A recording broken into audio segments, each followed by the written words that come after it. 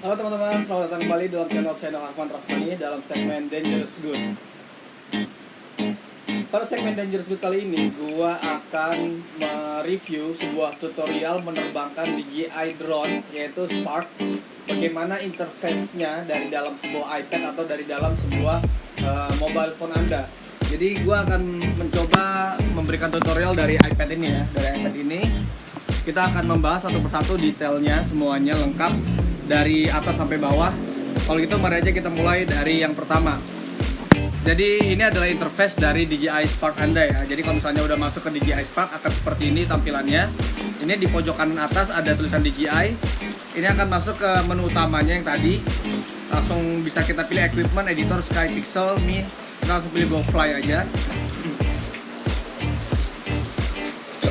Nah, di GoFly ini dari atas, tadi kan kita udah dari DJI. Setelah itu selanjutnya kita ke sebelahnya ini ada tulisan kompas error atau calibrate di kompas. Jadi ini kompasnya ini lagi unserviceable ya. Jadi kita harus calibrate dulu buat dimainin. Tapi karena kita mau tutorial aja, review interface-nya aja, jadi kita continue aja dulu ya. Di sebelah kanannya ini ada tulisan GPS. Itu menandakan GPS yang udah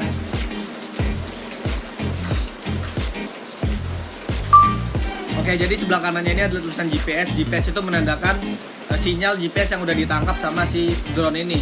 Sebelah kanannya lagi itu ada gambar satelit yang itu menandakan dia udah nangkep berapa nih. Ada 8 satelit ya yang ditangkap sama dia ya. Nah, 8 satelit ini udah ditangkap semua sama dia.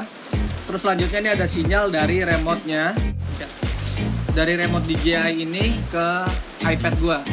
Jadi di sini kita bisa tahu ada berapa banyak ininya ya, sinyalnya yang udah ketangkap.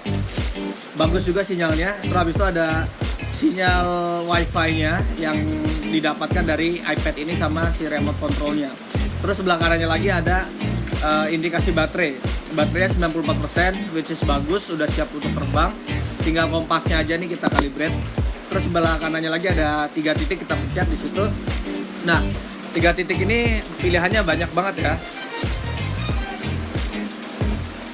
Dari yang pertama nih, sebelah kiri atas kita pencet.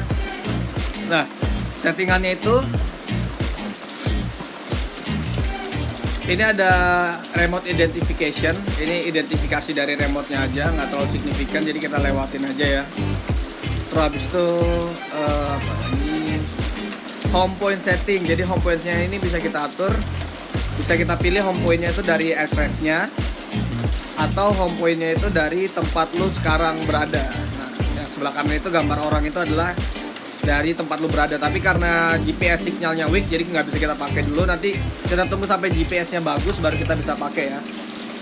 Enable dynamic home point ini adalah mengcapture home point. Jadi kalau misalnya aircraft-nya atau drone-nya ini lagi terbang terus, dia akan update terus home point-nya. Terus return to home atau RTH ya, at current altitude. Ya. Jadi kalau misalnya lo lagi main-main kemana segala macam, return to home-nya tuh langsung ke current altitude-nya. Terus selanjutnya return to home at altitude. Nah, ini kita bisa pilih juga. Kalau misalnya kita udah baterainya kritis, terus tiba-tiba dia return to home, kita bisa pilih nih di sini. Mau ke 30 meter atau ke 50 meter atau ke 100 meter. Tergantung area dan tempat lo main drone. Kalau misalnya areanya rendah, nggak terlalu banyak dataran tingginya, atau nggak terlalu banyak gedung-gedung atau tidak terlalu banyak pohon ya 30 meter oke lah. Terus itu di bawahnya lagi beginner mode. Beginner mode ini kalau kita aktifin, dia nggak akan lebih dari 30 meter mainnya. Jadi ini aman banget ya kalau misalnya kalian baru mainin drone. Jadi kalian feelin aja dulu ininya, remote controlnya nih. Kalau misalnya kalian udah ngerasa, oh ini gue dapet nih feel-nya nih, remote controlnya nih bisa kita dapetin nih feel-nya, baru kalian lepas beginner mode-nya. Terus selanjutnya kalau beginner mode-nya kita ilangin, dia ada set maximum altitude. Maximum altitude-nya bisa sampai 500 meter. Cuman kalau gue sih standarnya sih nggak terlalu tinggi gue sih nggak pernah main lebih tinggi dari 200 meter ya. Karena di tempat gue ini adalah areal ini airspace. Jadi ada bandara Pondok Cabe sama dekat bandara Halim. Jadi gue nggak bisa main tinggi-tinggi. Maksimum gue bisa main 150 meter. Karena peraturannya seperti itu. Terus enable max distance. Max distance-nya di sini bisa sampai 8.000 meter ya. Cuman gue ragu ya kalau Spark ini baterainya ini dia cuman bisa sampai 13 menit. Jadi kayaknya sih 2000 meter itu udah maksimum banget buat distance-nya. Jadi gue kasih di sini 2000 meter aja. Lalu selanjutnya ada sensor. Nah ini sensor yang tadi gue bilang.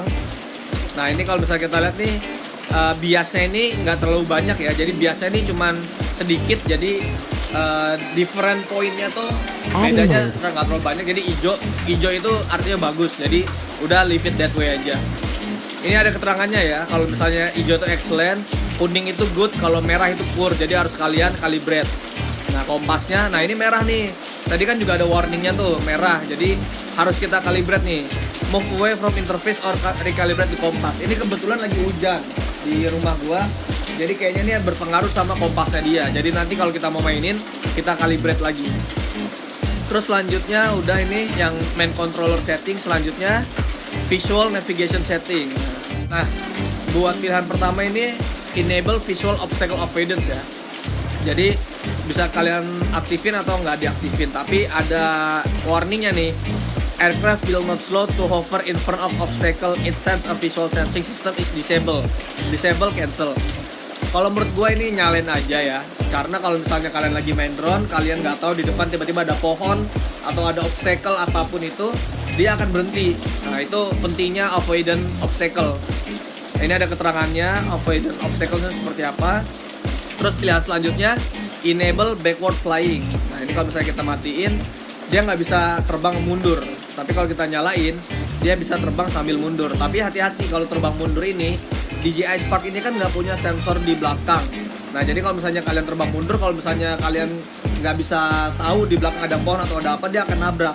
Kecuali kalau di belakangnya ini ada sensor, baru dia aman kalau misalnya terbang mundur. Tapi karena di belakangnya nggak ada sensornya, jadi harus hati-hati ya. Terus enable advanced gesture control. Nah ini kalau misalnya kalian mau main gesture, ini dicentang di enable. Nah kalau disable kalian nggak bisa main gesture. Kalau gue sih sering ya main gesture itu kan buat apa sih namanya, fun, buat main fun. Jadi ya udah gue aktifin aja. Ini ada safety warning keluar nih.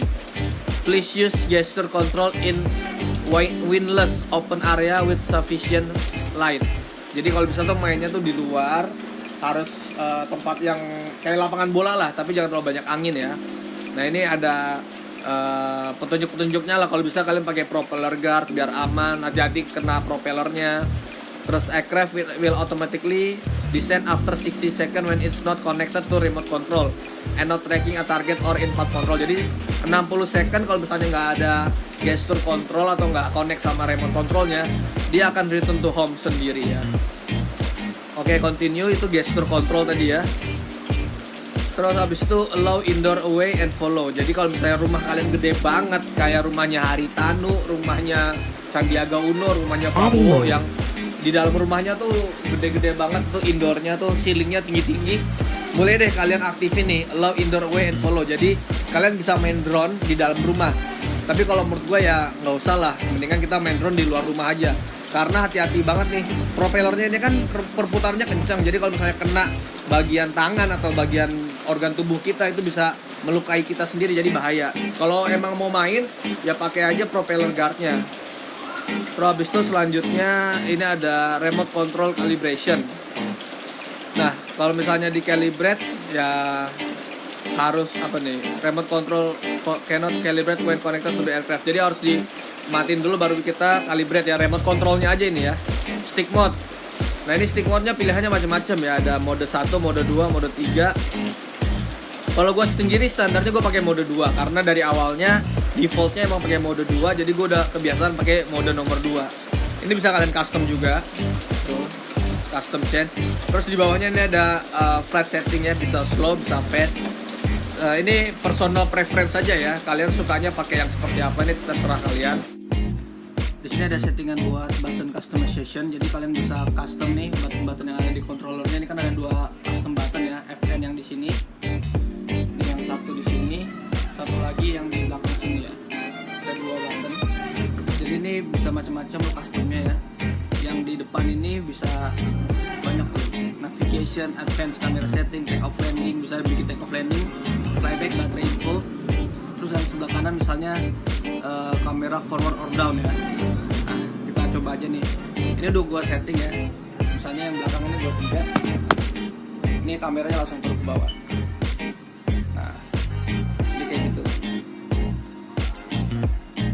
habis itu yang tadi kan yang FN yang ini gue setting buat baterai percentage ya. Jadi kalau misalnya gue pencet, nah dia langsung keluar baterai ininya, status baterai. Jadi seperti itu settingan dari controllernya.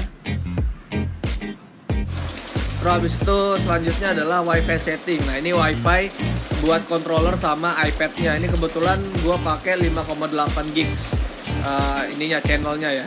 Nah di sini ada bar-barnya nih, ada current channel, stable sama unstable. Cuma di sini yang bagus ya nomor 4 nih ya. Pokoknya ini tentang WiFi-nya lah. Kalau misalnya hijau itu berarti bagus. Ini bisa kalian lihat nih. Atau bisa kalian custom juga. Tapi jarang gue pakai ya custom gini ya. Jadi gue pakai auto aja, lebih stabil. Nah ini baterainya, aircraft battery yang gue bisa jelasin di sini cuma voltase sama temperatur. Temperaturnya ini standar ya 37 ya. Biasanya nih kalau kita maininnya udah cukup lama, itu temperatur baterainya bisa sampai 50 derajat. Jadi harus hati-hati banget. Terus di bawahnya yang bisa kalian setting ini adalah low battery warning. Nah ini baterai warningnya kalian mau di berapa persen. Kalau standarnya sih kita kasih di 30% ya. Ini 30% udah cukup banget buat balik lagi ke rumah. Kalian main jauh-jauh berapa meter segala macam distance-nya gitu. Nanti di 30% dia akan kasih warning low battery, dia akan balik sendiri. Flight time, kalau misalnya udah terbang lama, kalian bisa lihat flight time-nya berapa. Ini detailsnya nggak terlalu signifikan. Current statusnya normal, yang penting itu aja. Terus selanjutnya adalah gimbal mode. Nah di sini gimbal mode-nya bisa follow ini seperti sekarang ini, atau FPV. FPV ini pakai Google VR gitu ya. Jadi kayak kalian tuh main drone-nya tuh pakai kacamata VR gitu yang ngelihatnya tuh dari ini sih katanya first person video. Jadi kalian seakan-akan tuh ada di dalam VR, drone-nya. Tapi karena kita nggak pakai Google VR, jadi kita pakai follow aja. Gimbal pitch-nya ini ntar gue tunjukin ya. Ini bisa cepet, bisa lambat gitu ya. Nah seperti itu, adjust gimbal. Nah ini gimbalnya bisa ke kananin, bisa ke kiriin, disesuaikan aja. Tapi ini kan udah sesuai nih, gue udah pakai grid, udah datar, jadi nggak perlu kita rubah-rubah lagi. Oke itu aja gimbal settingnya. Terus habis itu settingan terakhir ini ada measurement unit. Kalian bisa pilih sesuai di tempat kalian ya. Ada imperial itu biasanya dipakainya tuh di Amerika ya, meter per hour kalau nggak salah. Habis itu ada lagi meter per second. Kalau kita standarnya pakai kilometer per hour, jadi kita pilih aja itu. Terus select live broadcast platform. Nah ini bisa kalian bikin live juga di Facebook, di YouTube, custom apa segala macam. Kalian mau live juga bisa di sini, tinggal di masukin aja linknya apa segala macam, langsung bisa live. Terus habis itu selanjutnya adalah calibrate map coordinate for China mainland. Kita nggak perlu ya karena kita bukan di China. Unlock license, kita nggak pakai license apa-apa. Kita cuma terbang biasa aja ya, jadi nggak perlu license ya. Terus catch during video shooting. Jadi catch during video shooting ini adalah selain dia ngerekam menggunakan si SD card dari drone-nya ini, dia bisa catch juga ke Android atau ke iPad atau ke mobile phone kalian yang dikonekin. Jadi nanti memorinya masuk juga ke handphone kalian. Jadi itu nambah memori lagi ya. Ini yang bagusnya lagi, record audio with video catch. Jadi ternyata si drone ini dia bisa ngerekam audio juga. Kayak sekarang nih, gue ngerekam pakai drone. Ini suara gue juga masuk ke iPad gue. Cuman mikrofonnya itu mikrofon ngambil dari si iPad, bukan yang ada di drone ya. Di drone-nya sih nggak ada mikrofonnya. Itu aja. Terus habis itu di bawahnya ada maximum video cache capacity. Jadi kalian bisa atur nih kira-kira memori yang mau kalian pergunakan buat di iPad atau di mobile phone ada tuh berapa. Bisa 2 GB, bisa tuh ini udah cache space full. Jadi atau dibikin auto juga bisa. Cuman gue standarnya 4 GB lah biar nggak terlalu kebanyakan. Nah ini juga ada pilihannya clear cache automatically. The older cache file will automatically be clear when cache capacity has reached 3,9 GB. Jadi ini akan muter terus ya. Kalau misalnya nanti dia penuh memorinya di dalam iPad atau di dalam handphone kalian, cache-nya dia akan muter lagi, ngapus lagi yang lama, diperbarui lagi. Terus yang terakhir, nah ini ada pilihan juga clear video cache. Kalau misalnya kalian mau menghapus, cuman kalau gue sih nanti aja kalau misalnya gue udah lihat footage-nya semuanya udah gue pindahin baru gue hapus. Device name, nah ini device name-nya udah gue kasih nama ya. Terus selanjutnya lagi about, ini buat update-updateannya aja, baterai update, remote control, aircraft segala macam. Ini update-annya bagus semua ya, check for update udah oke semua. Udah itu aja sih pilihan dari menu-menu yang ada di controller setting di DJI Spark ya. Kalau misalnya kita keluar lagi, nah di bawahnya ini kalau misalnya kalian bisa lihat, ini ada pengaturan dari ini ya, pengaturan dari kamera. Ada auto ISO, ini sekarang ISO-nya pakai 800. Ini bisa kita lock juga nih, kita tahan di sini, dia bisa ngelock ISO-nya. Nah terus habis itu, nah ini kalau misalnya kita tahan, ini kan biru-biru keluar nih, ini buat ngatur gimbal tuh. Gimbalnya bisa naik turun sesuai dengan telunjuk kalian, arahnya ke atas ke bawah gitu. Nah, terus habis itu yang kedua shutternya di 1/30. Terus habis itu white balance-nya auto, ini biru-biru plus 00, ini udah pas berarti ya. Ininya apa namanya, settingan dari kameranya. Nah ini yang kedip-kedip warna merah ini SD card, dia lagi ngerekam di SD card menggunakan settingannya resolusinya 1080p dengan 30 frame per second. Kapasitinya masih ada 1 jam 42.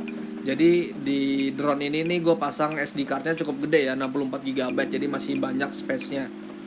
Selanjutnya di bawah nih kalau misalnya gue bisa tunjukin, ini kalian bisa ganti antara video sama kamera. Ini record buttonnya ini udah merekam 13 menit ya. Terus habis itu ini ada settingannya lagi. Lu bisa setting auto atau kalian bisa setting, nah ini video segala macam. Histogramnya bisa kalian keluarin. Terus habis itu kalian juga bisa taruh di sana, terserah. Terus habis itu gridnya juga bisa kalian atur, pakai grid atau enggak, gridnya sebanyak seperti ini atau gimana itu terserah. Terus selanjutnya, The home point has been updated. nah Please check it on the map. home point-nya karena hujannya udah berhenti, jadi home point-nya udah terupdate. Format SD card, preset kamera setting segala macam ini bisa kalian atur di sini. Video, auto, nah ini yang tadi settingannya auto, bisa juga manual. Cuman karena ini lagi record jadi nggak bisa gue pilih ya. Nah ini yang atas yang biru-biru tadi nih, tuh ini jadi gelap. Nah ini jadi pas, ini jadi keterangan. Underexpose atau overexpose-nya bisa diatur di sini.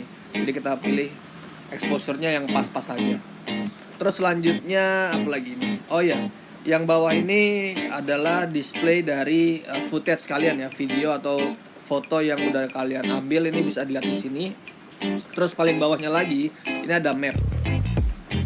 Nah, map ini menentukan kalian lagi ada di mana ya. Ini kurang lebih modenya sama kayak Google Maps lah ya.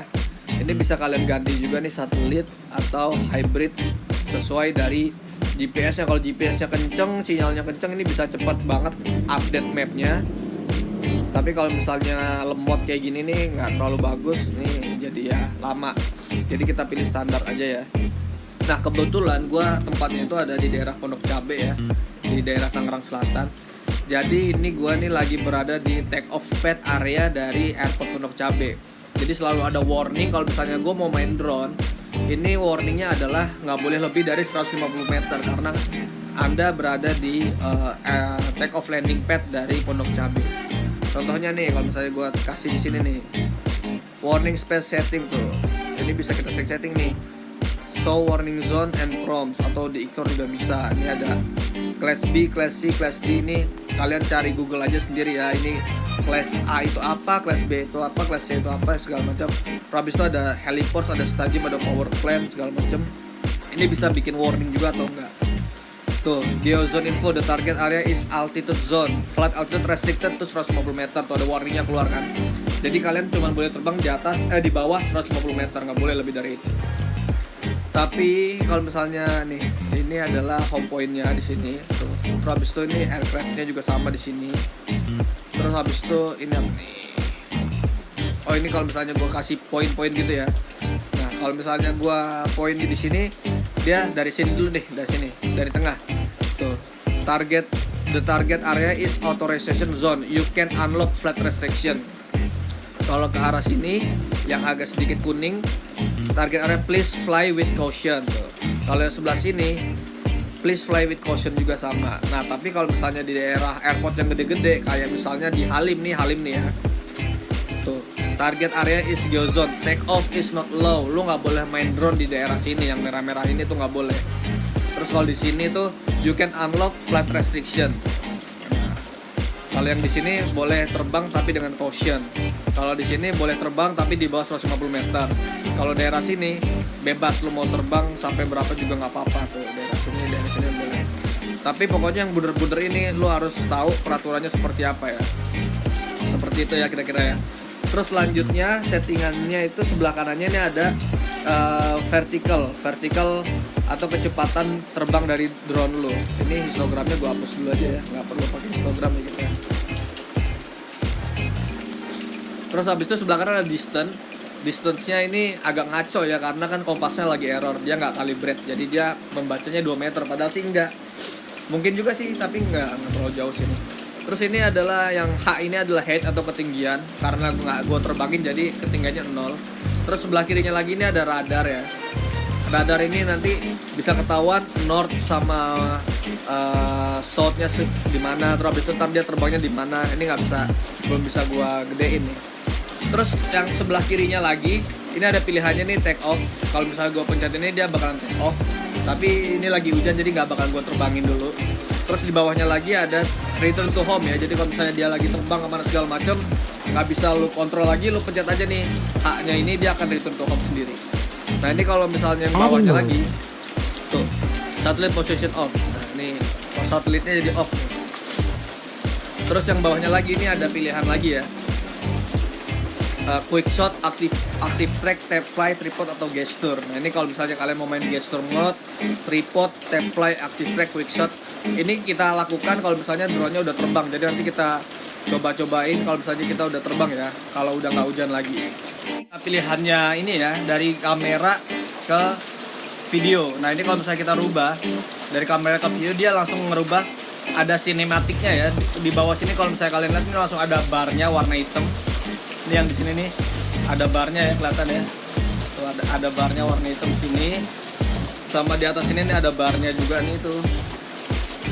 Ini ada pilihan-pilihannya segala macam ya buat settingan videonya. Tuh, videonya cuman nggak terlalu banyak. Tapi kalau misalnya kalian rubah lagi ke kamera, nah ini akan jadi lebih wide lagi ya gambarnya ya. Terus habis itu settingan kameranya juga lebih banyak ya. Ini ada auto, ada manual. Bisa kalian atur-atur sendiri, underexpose atau overexpose. Kalau misalnya matahari terlalu silau bisa kalian gelapin seperti ini. Kalau misalnya malam-malam bisa kalian terangin lagi sampai ISO-nya di 1600. Terus ini shutternya juga bisa kalian rubah-rubah ya. Tuh. Sampai 1 per berapa nih paling tinggi ya. 1/8000, ini gelap banget ya. Kalau misalnya lagi terang banget cahayanya kalian bisa pakai ini. Atau kalau misalnya cahayanya lagi gelap banget kalian bisa pakai ini. Nah, sampai 2 second shutternya. Jadi manual expose ya sama kayak triangle itu ya, triangle exposure itu ya. Terus di bawahnya ini ada keterangan kalian ini kalau misalnya pas di 00 itu berarti udah exposure-nya tuh udah pas sesuai. Jadi kalian atur aja ini ISO-nya sama shutternya, dibikin di ininya nih, exposure-nya nih di 00 ya, jangan sampai minus atau plus. Ini udah plus. Ya kurang lebih segini lah. Jadi ini exposure-nya kurang lebih udah cocok lah, sesuai. Terus selanjutnya ini bisa auto, bisa manual. Terus habis itu kalian juga bisa pilih settingan dari shooter, dari shootnya ya. Kalian mau pilih single shot, kalian mau pilih multiple shot, ini kayak burst gitu. Contoh ya. Tuh, berapa kali itu? 3 kali ya berarti ya. Nggak tahu udah bisa dirubah apa nggak nih 3 kalinya. Kayaknya 3 kali doang nih. Terus habis itu ini gue nggak tahu nih AEB nih apa. Coba kita tes aja. Kayaknya sama ya AEB ya. Ntar kita coba cek di hasilnya seperti apa. Terus time shot. Ini time shot bisa kalian pilih per 3 second sekali dia shoot, per 5 second sekali dia shoot, 7 second sampai 60 second sekali dia shoot. Contoh, kita kasih 2 second sekali. 1, 2, 1, 2. Ya pokoknya kayak gitu ya. Terus habis itu bisa pilih 10 second sekali. Jadi setiap 10 second 1, 2, 3, 4, 5 baru kalian action.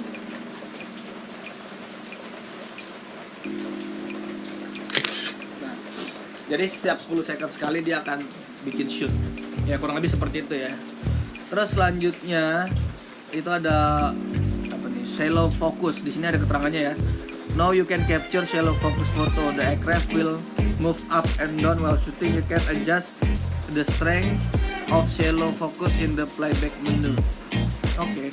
Jadi kayaknya ini dipakainya kalau misalnya lagi terbang ya. Kalau sekarang tuh take off and try again, jadi harus take off dulu. Atau ini bisa panoramic, capture horizontal or vertical panoramic photo, which will be stitched together automatically. Please ensure subject still well. Alright guys, ini selain dari tiga ini ya, kalian juga bisa masuk ke menunya dari yang sebelah kiri ini ya. Ada tulisan no position 80. Ini kalian pencet aja. Nah ini keluar lagi menu-menu yang sama kayak tadi juga. Cuman ini dijadiin satu patch gitu ya. Bisa kalian scroll ke bawah. The home point has been updated. Please check it on the map. Nah itu home point-nya udah update ya. Terus di sini kita bisa lihat overall status, normal, latest frame ini udah paling update. Flight mode-nya udah pakai GPS jadi udah bagus ya. Terus set maximum flight altitude yang tadi gue bilang ya bisa sampai 500 meter, ini 2000 meter. Ini cuman kayak menu-menu yang tadi tapi dijadiin satu patch saja sini semua. Kompasnya nih kita disuruh calibrate. Terus imunya normal, isi normal, semuanya normal. Remote control mode 2, remote control baterai 40%, button customization, baterai info, sama kamera forward ya. Tadi yang function button itu ya. Aircraft baterai 44%, aircraft baterai temperatur 31 sekarang ya. Gimbal statusnya normal, remaining SD cardnya masih banyak banget bisa di format. Jadi istilahnya tuh menu yang tadi dari titik 3 ini kan menunya harus kita pilih satu persatu gitu kan. Nah kalau misalnya kalian ready to go nih, kalian pencet. Nah ini udah satu patch gini aja semuanya. Jadi lebih gampang lagi buat ngecek statusnya, nggak usah ribet-ribet lagi tuh. Langsung kalian giniin aja. Kalau mau shortcutnya lah istilahnya gitu. Nah ini GPS-nya udah masuk ya, jadi bisa langsung kita terbangin. Posisinya masih ATT tapi ya GPS-nya sih udah nangkap nih, ada 6 satelit yang ketangkep. Cuman GPS-nya masih ATT. Nanti kita akan mencoba untuk mendemonstrasikan return to home-nya ya, sama mencoba untuk mendemonstrasikan si hoveringnya ini. Dia akan merekam return to home-nya, sama kita coba beberapa foto-foto di areal ya, kayak foto sphere sama panoramik, karena ini awalnya lagi bagus banget jadi kita akan coba. Ini langsung aja coba deh kita terbangin walaupun belum ada posisi GPS-nya ya. Take off. Flight mode. Adding mode.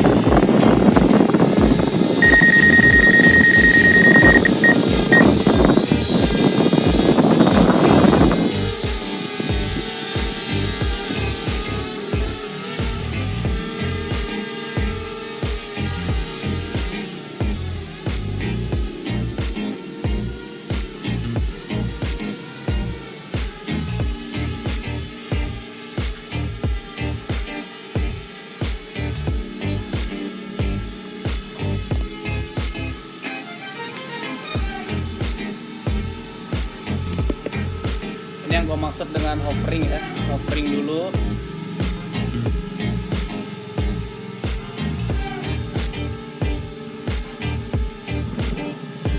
The home point has been Nah, itu home updated. point-nya dia Please udah- check it on the map.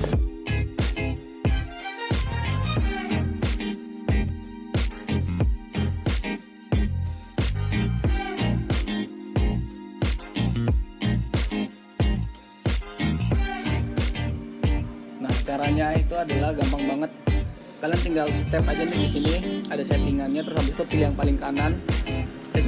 Pilih yang tengah nih. Terus habis itu kalian pilih yang paling bawah nih pano. Terus habis itu oke. Pilih yang sphere. Nah ini udah sphere. Kalau gitu, kalau misalnya udah ready langsung kita capture aja. Kita pencet ini capture-nya. Nah dia akan bekerja sendiri. Please stay still to ensure best quality. Nah dia akan mengambil berapa tuh 46 gambar, cuman kok sayangnya gelap ya. Kita lihat aja ntar hasilnya seperti apa. Dan pastikan sinyalnya sama baterainya bagus ya.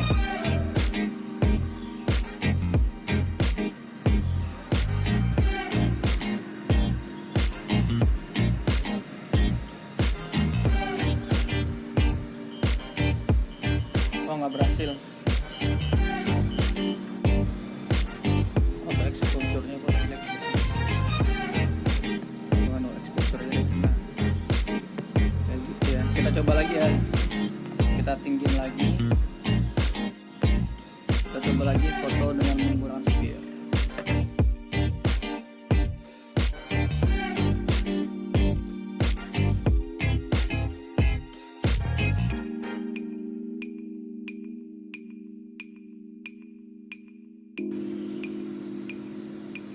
Oke, successful. Kalau gitu kita coba lagi, kita pilih panoramik coba.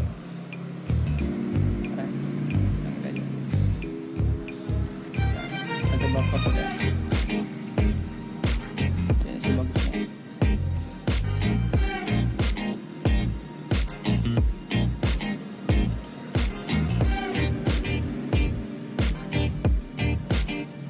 Ini lebih sedikit, dia cuma ngambil 21 foto. Jadi mungkin baterainya beneran cukup.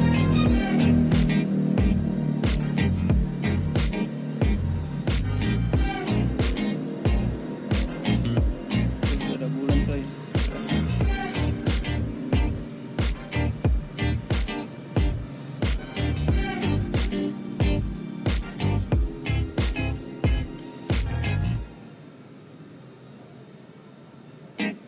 Ya, successful. Nah kalau gitu langsung aja kita coba return to home ya. Kita bikin dia balik ke rumah, return to home. Battery level is low. The aircraft go home. Oh, power. Return home. Landing.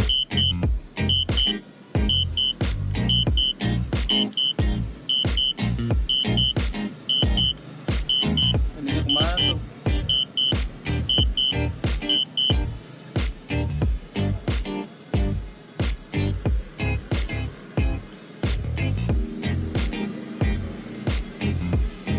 Landing.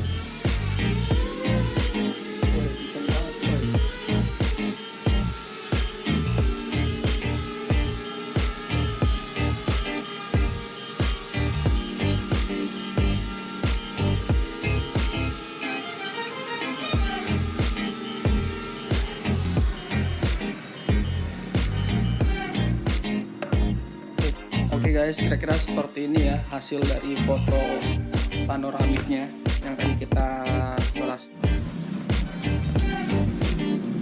Nah ini contoh dari spearnya ya.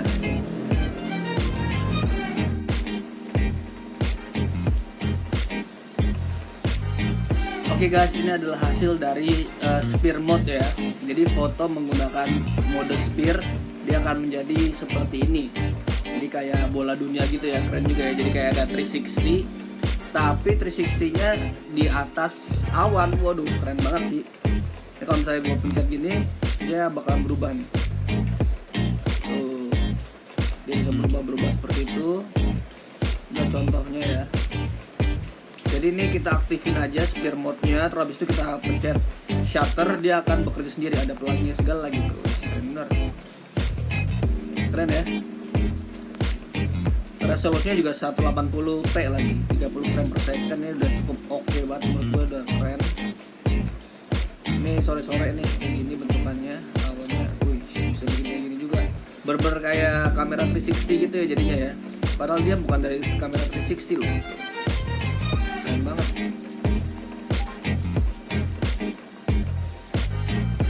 Bisa muter gitu lagi. Oke teman-teman, jadi segitu aja review dari tutorial interface DJI Spark ya di iPad gua. Jadi cara mainnya seperti itu. Nanti kita akan mereview lagi gimana caranya menerbangkan DJI Spark ini. Sampai ketemu lagi di video selanjutnya. Terima kasih for watching. Jangan lupa subscribe, like, and comment. Dan jangan lupa bagikan kepada teman-teman kalian. Bye-bye.